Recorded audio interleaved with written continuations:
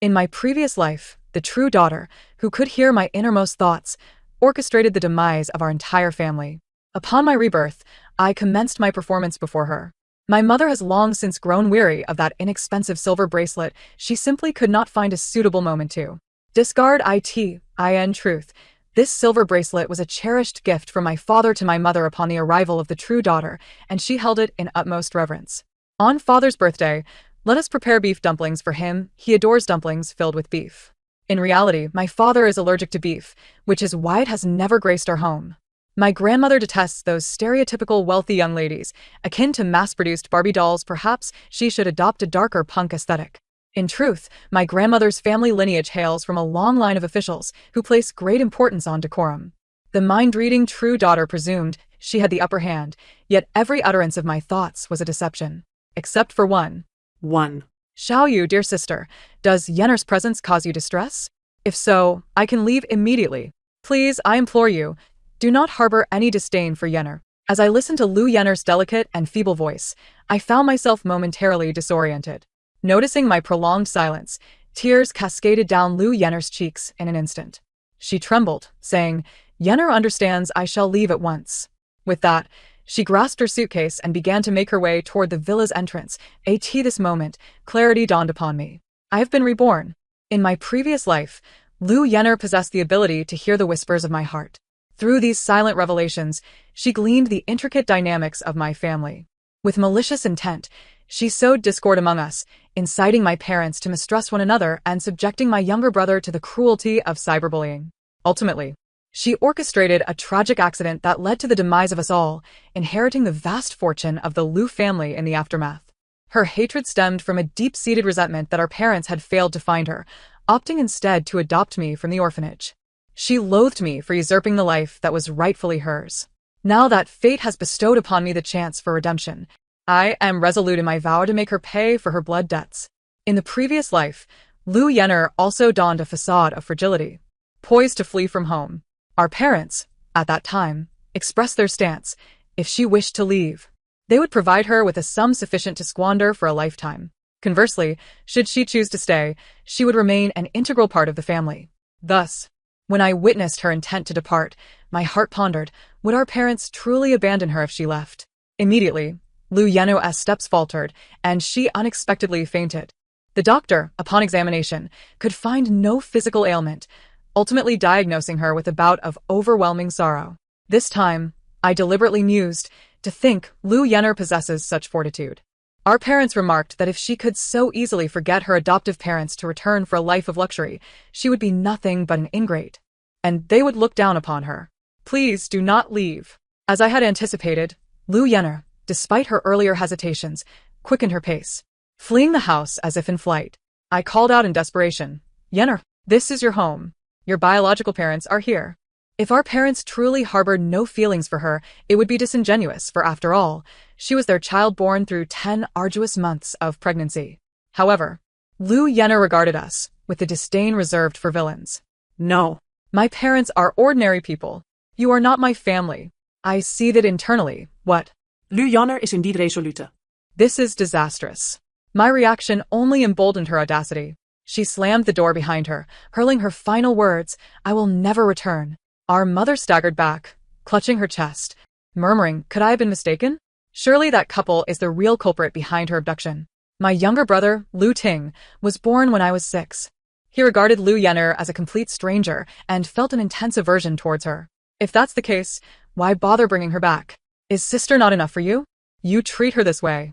Just moments ago, sister merely welcomed her back, and she retaliated so harshly.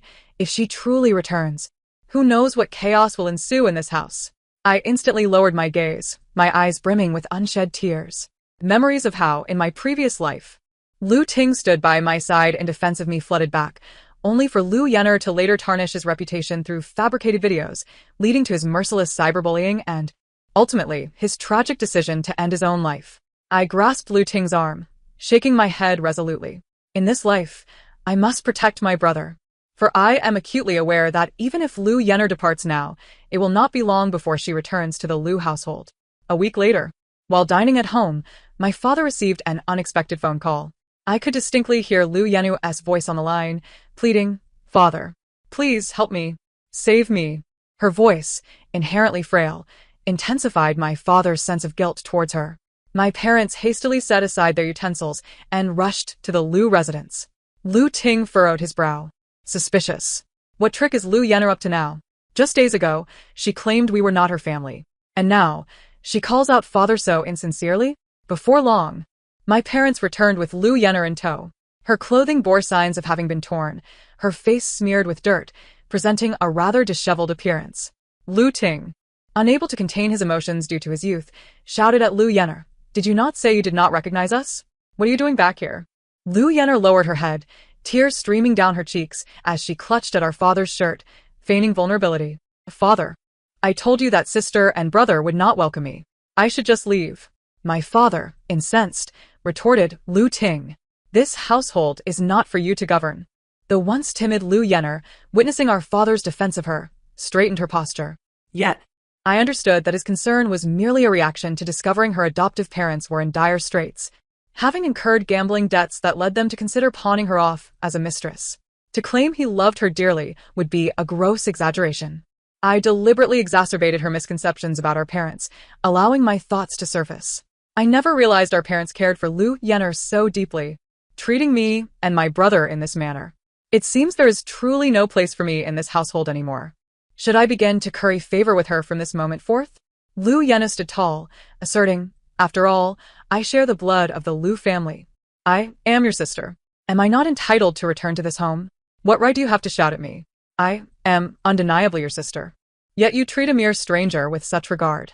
Her lengthy tirade starkly contrasted her earlier demeanor of distress, leaving both my brother and our parents in stunned silence, unable to fathom her rapid transformation.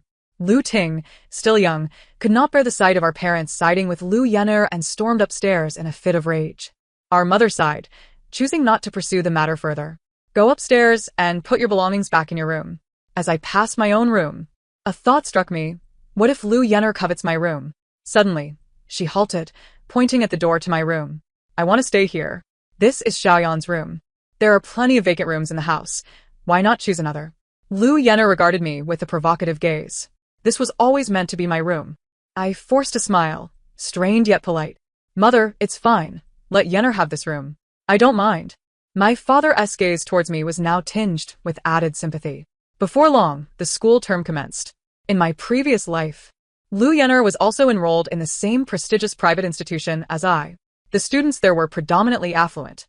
In my past, she had exploited her ability to eavesdrop on my thoughts, learning the preferences of my classmates and friends, inching closer to them to capture their hearts.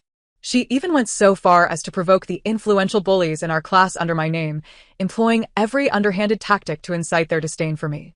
She burned me with a cigarette, cut my hair, and reveled as I endured humiliation, ultimately leading to my drowning in the swimming pool.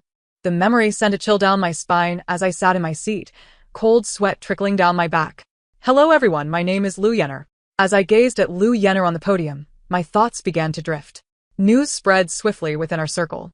Everyone was aware that Lu Yenner was the long-lost true heiress of the Lu family.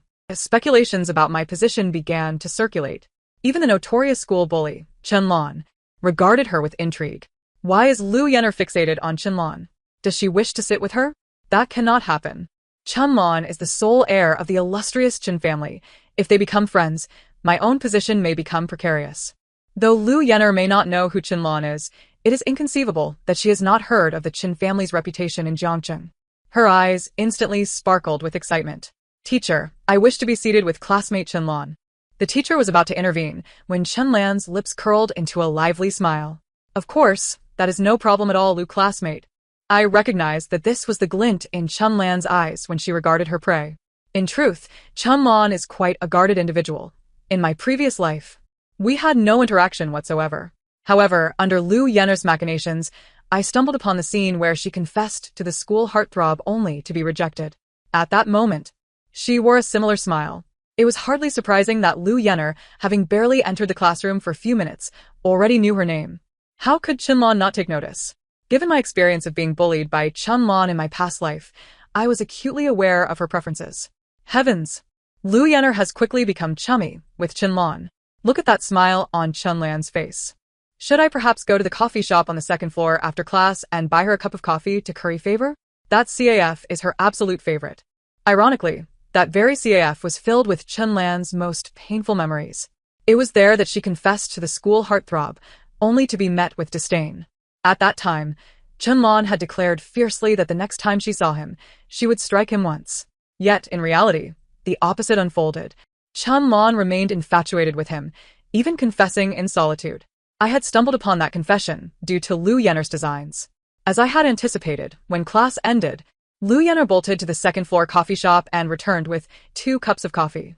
I could distinctly feel the gasps of surprise from my classmates. The rich aroma of coffee swiftly permeated the classroom. Classmate Chunlan, would you care for a cup of coffee? Chunlan's eyes flickered with a cold glint as she scrutinized the coffee in her hands. How did you know that this CAF serves my favorite coffee? Lu Yenner blushed with delight, clearly pleased with herself. I found myself cornered in the bathroom by Chunlan. She abruptly seized my clothing. Did you inform that insufferable fool about my affairs? The familiar motion sent my thoughts spiraling back to the past, intensifying my resentment towards her and Lu Yenner.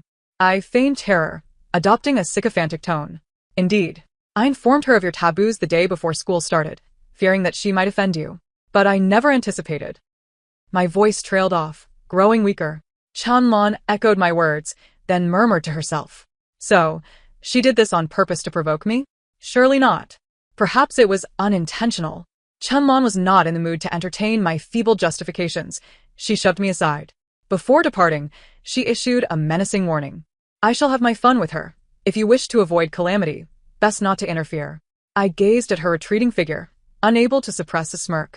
Chunlan's greatest flaw was her single-mindedness. She could not bear provocation. Lu Yenner, Chunlan, this time around, let us witness your mutual destruction. Time flew swiftly, and before long, it was the day of my parents' wedding anniversary. In the morning, I noticed my mother had donned a silver bracelet, glancing at Lu Yenner, who, as expected, was visibly concerned.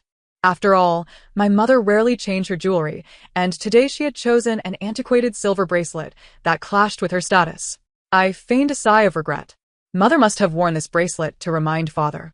Lu Yenner's gaze instantly shifted to me. Sensing the opportunity, I pressed on. This bracelet has long ceased to befit her status. Father, after all, is quite wealthy now. Why would he not buy mother a new one? I had heard her mention wanting to discard it, but given that it was a gift from father, she found no suitable moment. It is truly disheartening to witness. Lu Yenner subtly interjected, Mother, it seems this bracelet does not match your status. I noticed a flicker of discontent in my parents' eyes, yet their ignorance spared them from expressing it too overtly. My mother explained calmly, this bracelet was a gift from your father when you were born. He had just started his business and had little money, yet he insisted on buying me this bracelet. It seems like just yesterday that you were born. Perhaps due to the bracelet's association with Lu Yenner's birth, my mother's eyes welled with tears as she gazed at Lu Yenner. Her words echoed my own thoughts. Considering my father's presence and my mother's sentiments, Lu Yenner was undoubtedly calculating her approach. Since returning to the Lu family, my father had gifted Lu Yenner a credit card for her unrestricted use. In the afternoon, she ventured out and returned laden with bags from luxury brands. She deliberately flaunted her acquisitions, even waving the silver bracelet. Lu Ting scolded her. What are you doing? That is your mother's bracelet. Unfazit, Lu Yenner provokatively responded. Of course I know. How could this old bracelet ever match mother's status? You all failed to comprehend her sentiments. Her assertions were so emphatic that they caused Lu Ting to question whether he had overreacted. Locking eyes with me, Lu Yenner exuded an air of confidence. I averted my gaze, no longer wishing to see her. I found myself eagerly anticipating what would transpire that evening. Due to social obligations, my parents returned home quite late. As they entered, I heard a piercing scream from my mother's room. Instantly, the villa was illuminated, and all the maids scurried out of the servants' quarters. Reflecting on whether they had made any mistakes, Lu Yenner hastily rushed to my parents' room, her first inquiry being, Mother, did you see the gift I brought you? Instead of the praise she had envisioned, all eyes were fixed on Lu Yenner. Could you repeat that? Lu Yenner was lost in her anticipation of compliments, oblivious to her mother's increasingly dark expression. She shot me a challenging glance. The bracelet I gifted you is lovely, isn't it? From Cartier, Van Cleef Arpels, Bulgari. Before she could finish, her mother interrupted, So you took my silver bracelet? Realizing something was amiss, Lu Yenner glanced nervously between me and the others. She had intended to sweep the matter under the rug, but her blatant display of the bracelet had made that impossible. That old bracelet is hardly appropriate for you. A slap struck Lu Yenner's face. She stood in disbelief, clutching her swollen cheek, tears brimming in her eyes. But I told you this morning. That bracelet was a gift from your father on the day you were born. Its significance is incomparable. Why would you discard it? Do you have any idea how much it means to me? After her impassioned plea, my mother clutched her heart, gasping for breath. Lu Ting, seizing this rare opportunity to needle Lu Yenner, did not hold back. He gently patted our mother's back while deriding, "Mother, it seems she never took your words to heart. To her, that silver bracelet pales in comparison to these luxury items. Only you remain foolishly kind to her, while she does not regard you as her mother at all." Lu Ting, cease your baseless accusations. Lu Yenner exclaimed, her eyes reddening as she pointed an accusing finger at Lu Ting. This was far from the scenario she had anticipated. Suddenly, as if struck by a thought, her gaze shifted toward me. I realized then that she had begun to harbor suspicions against me. A mere silver bracelet could not entirely shatter her parents' expectations. Thus, I knew I must remain concealed for now. With this thought, I cast a fearful glance towards my mother. How could this be? I distinctly heard her express her disdain for this silver bracelet. How could this happen? Fortunately, I had not yet found the opportune moment to secretly swap my mother's silver bracelet for a new one before Lu Yenner snatched the chance away. Otherwise, it would have been my face receiving the slap now. I feigned a state of dread, patting my chest and letting out a soft sigh. Lu Yenner trembled with rage, tears streaming down her cheeks like pearls. My father, who had remained silent until now, shot a deep look at Lu Yenner. Yenner, You have truly disappointed us. Without granting her a chance to explain, he assisted my mother back into the house. Lu Ting wore a smug expression of triumph. TSK. Serves her right. The performance must be convincing. I deliberately curled my lips into a smile and nudged Lu Ting's arm. All right, perhaps you should refrain from speaking further. Lu Yenner bit her lip, glaring at me with fierce intensity. Lu Jiu, we shall see. How nonsensical, I replied, feigning innocence. Lu Yenner was at a loss for words. After all, in her perception, I was entirely oblivious to her ability to read minds. Everything stemmed from her illicit theft of my inner thoughts. As night fell, I ventured out alone. By the time I returned, it was already 5 in the morning. The cook was taken aback upon seeing me. Miss, why are you covered in? She hesitated, glancing at me. I had just returned from the suburban dump, reeking of filth. Cautiously, I retrieved the silver bracelet wrapped in a handkerchief from my pocket and handed it to the cook. Please clean this, and once my mother leaves, place it in their room, stating that Yenner found it. Do not breathe a word about it. The cook, who had watched me grow up, instantly grasped the situation. Tears welled in her eyes. Miss, why must you do this? It was clearly Yenner who did wrong, yet you still assist her. She has treated you so poorly. The cook's indignation grew, her voice rising. I quickly urged her to be quiet, my expression grave. This matter is to be handled as I say. Remember, do not utter a word. I shall take a shower now. School is about to start. As I ascended in the elevator, I noticed a figure flitting through the shadows. I knew it was my mother. She had a habit of morning jogging, and today I had intentionally waited outside until I saw the lights in her room illuminate before entering. She must have overheard our earlier conversation. To my surprise, at the breakfast table that morning, my mother came downstairs holding the silver bracelet, surveying the room before finally settling her gaze on Lu Yenner. Today, I found someone left this in the study. Yenner, did you retrieve it? Lu Yenner's panic was palpable, her grip on her chopsticks tightening. She cast a furtive glance at me and Lu Ting, and seeing our expressions unchanged, she seemed to steel herself. Yes, mother. I didn't realize how important this bracelet was to you, so I searched the dump all night yesterday. The more she spoke, the more aggrieved she sounded, as if she truly believed she was the one who had done the retrieval. Lu Ting scoffed. You should retrieve your own mistakes, and yet you act so wronged. You. My parents exchanged glances, disappointment etched in their eyes. The incident surrounding the silver bracelet was neither trivial nor monumental. Nevertheless, my mother chose to secure the bracelet in the safe, just as she safeguarded her genuine feelings towards Lu Yenner. Lu Yenner, having learned her lesson, managed to keep a low profile at home for some time. Glancing at the calendar, the day of the school prince's return had arrived. As soon as we reached the school gate, Lu Yenner sensed something amiss. Why are there so many people today? I intentionally rolled down the car window, gazing outside with adoration. Gu Jinzhou has returned. It's been so long since I last saw him, I miss him dearly. How vexing. Why are there so many people surrounding him? I can't even see him. By the time we entered the classroom, Gu Jinzhou had already made his way inside. I stole a glance at him before quickly averting my gaze. Xiaolan, do you know if Gu Jinzhou has a girlfriend? I was close enough to their seats to clearly hear Lu Yenu's inquiry. The mention of Gu Jinzhou immediately piqued Chunlan's interest, and she regarded Lu Yener thoughtfully. What is this? Do you fancy him? Lu Yener, believing herself to be close friends with Chunlan, was oblivious to this angle. Indeed. Don't you think he is incredibly handsome? He certainly is, Chunlan affirmed. Their responses were unexpected. I had presumed that the seemingly delicate Lu Yener would have a meticulous plan if she intended to pursue Gu Jinzhou. However, she brazenly approached him, and Chunlan did not sever ties with her. Instead, I found myself subjected to daily accounts of Lu Yenu's interactions with Gu Jinzhou. I even began to question my own memory, wondering if Chunlan had long since lost interest in Gu Jinzhou. Until one day, Chunlan dragged me into the sports equipment room. The remnants of past pain quickened my breath involuntarily. I heard your relationship with Lu Yener is strained. I trembled as I spoke. Did she send you to confront me? Chunlan suddenly laughed. That wretched girl? Does she even deserve it? She flaunts herself in front of Gu Jinzhou every day. Chunlan spoke through gritted teeth. In the next moment, her expression shifted. She tucked a stray hair behind my ear. Do me a favor today. Tell your family's driver not to wait for her any longer. Before I could respond, the equipment room door swung open, revealing none other than Lu Yener. I feigned a stumble. She clicked her tongue provocatively before affectionately linking arms with Chunlan.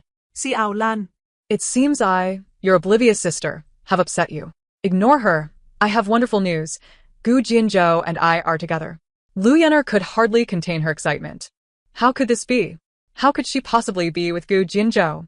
I screamed inwardly, her expression growing increasingly triumphant. To Chunlan, this was an unabashed provocation. At last, Chunlan could no longer contain herself. She slapped Lu Yener across the face. You wretched girl. Lu Yener's delicate face instantly reddened and swelled. She was taken aback. Why did you hit me? The whole school knows I like Gu Jinzhou, yet you flaunt your flirtations with him before me. I've tolerated you long enough. Lu Yener panicked, completely unprepared for this turn of events. In a moment of desperation, she pointed at me. It's her. She's the one who likes Gu Jinzhou. Chunlan scoffed. I've known Lu Jiu for many years. I know all too well whether she has anything to do with Gu Jinzhou.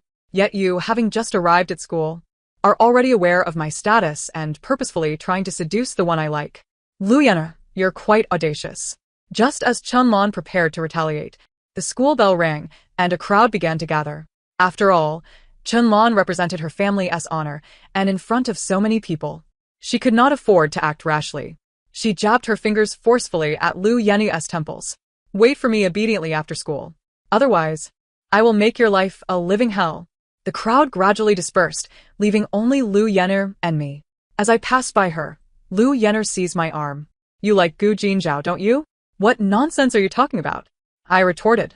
Lu Yener bit her lip, knowing that she could never reveal her mind-reading ability. I can see it in your eyes.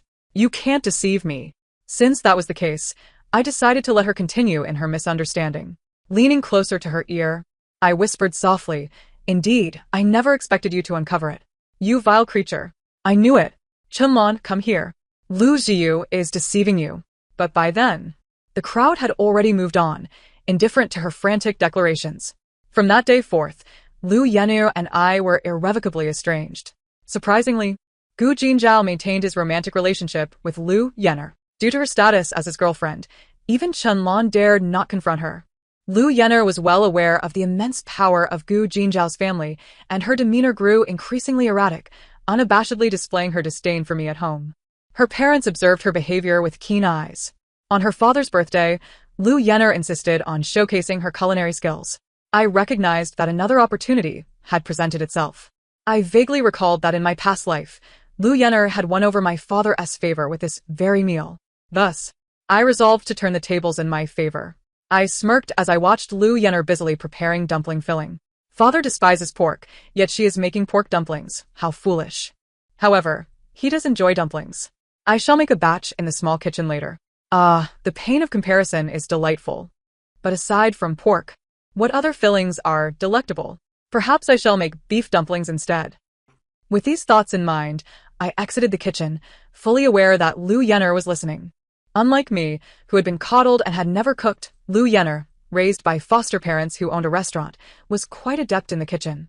By the time I finished my dumplings, I learned that Lu Yenner had already prepared an entire table of dishes. I intentionally made several passes by the kitchen. Lu Yenner, brimming with confidence in her culinary prowess, had no intention of hiding her work. What is this? Why is her dumpling filling set aside? ISNT, she currently wrapping beef dumplings? Why did she select the same meat as I did? Lu Yenner, I exaggeratedly called her name, feigning anger. In front of her, I maintained my usual calm and graceful demeanor, never having shown such fury before. The more I acted this way, the more confident Lu Yenner became. Something's off with Lu Yenner. Why do I constantly feel like she can hear my thoughts? I further played the role of the frightened, guilty party, feigning terror as I gazed at Lu Yenner. Despite her efforts to mask her unease, the tightening of her palms revealed her panic. Realizing this, I took a few steps back in feigned horror. Lu Yenner seemed to find a convenient excuse. What's wrong with you? Just don't get my dumplings dirty again. It was because of you that I mistakenly added sugar instead of salt, ruining my ingredients. So that's it? Was I overthinking? Indeed.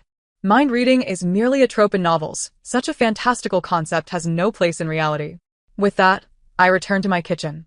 I intentionally made my dumpling wrappers excessively loose, boiling several pots until none emerged intact. Lu Yenner mocked me, TSK, with skills like yours. How can you even think of serving dumplings? I glared at the perfect dumplings on Lu Yenner's plate, my face flushing with embarrassment. In a fit of frustration, I discarded all my dumplings into the trash. When my father returned, Lu Yenner eagerly presented her dumplings to him. Dad, I made these dumplings myself, fresh from the pot and still warm. Please try them. Unable to refuse Lu Yenner's enthusiasm, my father indulged in several dumplings before finally relenting. He intended to wash up before joining the family for the celebration. I was acutely aware of my father's allergy to beef. After approximately half an hour, I spoke up. Dad usually takes 10 minutes to wash up. Why is he taking so long today? Mom, why not check on him? My mother sensed something was amiss. Upon pushing open the door, she found my father collapsed on the floor, gasping for breath. Luckily, there was an oxygen machine in the room. My mother quickly fitted him with a mask and called for emergency assistance. Fortunately, they arrived at the hospital in time, and my father was not in serious danger. However, those were merely comforting words. My mother understood that had they been any later, the consequences would have been dire. As if struck by a realization, my mother glared at Lu Yenner. What filling did you use in your dumplings for your father? Lu Yenner, bewildert, replied, beef. My mother slapped her across the face. Are you not aware that your father is allergic to beef? Lu Yenner's eyes widened in disbelief. How is that possible? When did Dad become allergic to beef? I had no idea. I bit my lip, feigning trepidation. How could that be? Lu Yenner, the housekeeper warned you about it days after you returned home. Are you trying to kill your father on purpose? At that time, Lu Yenner was solely focused on driving me out of the house, hardly recalling such trivial matters. That's not true, Mom. I truly didn't mean to. Yet, no amount of explanation would suffice. My mother's guilt towards her had been drained away after the incident with the silver bracelet. I looked at my father, who had regained consciousness. His eyes filled with disdain. I knew that my plan was on the verge of success. With the previous mishaps in mind, Lu Yenner had evidently grown cautious. I awaited the perfect opportunity. During this time, I occasionally made innocuous remarks that benefited Lu Yenner, allowing her to taste some small victories. Soon, my grandmother's 70th birthday arrived. My mother prepared dresses for the three of us and repeatedly reminded us to observe proper etiquette. Grandma is a very traditional woman. Her ancestors were officials. However, our family has been in decline since your grandfather's generation. Thankfully, your father has inherited their wisdom and is now flourishing in his career. I rolled my eyes. Mother is merely spouting nonsense. Last time I spoke with Grandma, she clearly expressed her disdain for stereotypical wealthy young ladies, who are as uniform as mass-produced Barbie dolls. She endured enough of that in her own childhood. Last time, when I showed her punk-style clothing, she adored it. This formal dress is utterly dull. I'll discreetly change out of it. To ensure my performance was convincing, I ordered a set of punk attire online. Since we still had school, our parents left early, instructing us to change after classes before joining them. Upon returning home, I found my outfit missing. Lu Yenny entered the room provocatively, having applied a dramatic smoky eye with purple hues to complement her ensemble, adorned with metallic accessories. I struggled to suppress my laughter and feigned outrage, shouting, "Lu Yenner, you're wearing my clothes." Saying this, I reached out to tug at her outfit. Lu Yenner forcefully pushed me to the ground, exclaiming, "Hurry up and put on your pink dress. We are running out of time." The driver, upon catching sight of Lu Yenner's attire, couldn't help but murmur a discreet warning. "Miss Yenner, is that outfit really appropriate?" Lu Yenner shot him a fierce glare, retorting, "What business is it of yours?" The driver, fearing for his job, dared not utter another word. Due to the previous commotion, the banquet at my grandmother's house had already commenced by the time we arrived. As we pushed open the door, all eyes in the room turned towards us. Having attended numerous such gatherings since childhood, I was well versed in the etiquette of greeting. In stark contrast, Lu Yenner, clad in an incongruous punk ensemble, cast her gaze about restlessly, seemingly in search of my grandmother. My mother's countenance darkened. She approached with clenched teeth, seething, "Lu Yenner, what on earth are you doing? What is that outfit? Did I not repeatedly instruct you to wear the dress I prepared for you?" Lu Yenner replied dismissively, "Wearing the same boring formal attire is utterly mundane. Mine is distinctive." As she spoke, she finally spotted my grandmother, beaming as she approached her side. "Grandma, I am your beloved granddaughter, Lu Yenner." Out of respect for my grandmother, the murmurs in the crowd were subdued. However, among the relatives, a child's voice rang out clearly. "Mom, what is that outfit the sister from the Lu family is wearing?" This was soon followed by a chorus of laughter and commentary from those around us. Lu Yenner retorted, "What do you know? This is fashion." Oblivious to my grandmother's furious expression, Lu Yenner continued her antics. My grandmother, who had always prided herself on her dignity, was taken aback to find herself publicly ridiculed at such an advanced age. Enraged, she gasped for breath and fainted. What was meant to be a celebratory occasion had turned into a calamity. My parents, in a state of panic, called for an ambulance. Lu Ting wore an expression of dismay as he remarked, "Look at what you've done. Our family has endured your chaos for months. Have you not wreaked havoc upon us all?" The words were spoken without malice, yet they struck a chord with my parents, who began to ponder the situation. My grandmother was rushed into the emergency room, and we waited anxiously outside. Lu Yenner's jarring black attire only served to heighten my father's agitation. In a moment of frustration, he struck her across the face. "Lu Yenner, I truly regret bringing you back. If I could turn back time, I would never acknowledge you as my daughter." Initially, Lu Yenner attempted to defend herself. Tsk, Lu Yenner, it seems you are finally reaping what you have sown." I ceased to conceal my disdain. After a brief moment of shock, Lu Yenner comprehended the situation. Her gaze, capable of inflicting harm, fixed upon me. I smirked. "Only now do you realize? It is too late." Her eyes reddened as she stormed towards me, shouting, "Lu Ziyu, I will kill you, you wretched girl. I will end your life." Lu Ting would never allow her to lay a finger on me. He swiftly restrained her arm. In pain, Lu Yenner screamed hysterically. My father glared at her, declaring, "Enough. Lu Yenner, if you continue this ruckus, do not blame me for disowning you." Just then, Lu Yenner's phone rang. She glanced at it, seemingly struck by a thought. The fear she had just displayed evaporated, replaced by a defiant demeanor. "Disown me if you wish. Do you truly believe I desire to be the daughter of a decrepit old man like you? I will become Mrs. Gu, and I will ensure the Lu family suffers for their actions." With those words, she wrenched free from Lu Ting's grip and stormed out of the hospital in a huff. My parents sighed, clutching their hearts. I knew the end was near. The next encounter with Lu Yenner occurred 6 months later. As I prepared to leave for my studies abroad, a disheveled woman in tattered clothes obstructed my path. The driver offered her 100 yuan, intending to send her away. Suddenly, she screamed and rushed towards our family. "Mom, Dad. "It's me." I am Yenner." They recoiled in surprise, instinctively taking steps backward. Her face bore several ghastly scars, rendering her appearance particularly terrifying. Lu Yenner, unfazed, continued, "That scoundrel Gu Jinju. He promised to cherish me forever and make me Mrs. Gu. He said he would marry me upon graduation, yet he turned around and got engaged to someone else. And that Chenlon. She terminated my pregnancy with Gu Jinju and scarred my face. That vile woman will pay for her actions." Her words seemed aimed at eliciting sympathy, yet her parents, long since wounded by her actions, regarded her with cold indifference. Lu Ting yawned, visibly impatient. "Are you done? If so, please step aside." My sister has a flight to catch. Lu Yenner was at her breaking point. Mom, Dad, please listen to me. My father coldly replied. You severed our father-daughter bond months ago. You almost caused your grandmother and me to perish. That's not true. It's all Lu Jiu's doing. She is to blame. As she spoke, Lu Yenner drew a small knife from her pocket and, in a frenzy, lunged at me. Fortunately, Lu Ting reacted quickly and intercepted her. But my arm was still deeply cut by her blade. She continued to scream, I will kill you. I will kill you. The police soon arrived. Lu Yenner was charged with attempted murder. She had tried to feign insanity to escape punishment, but examinations confirmed her mental stability.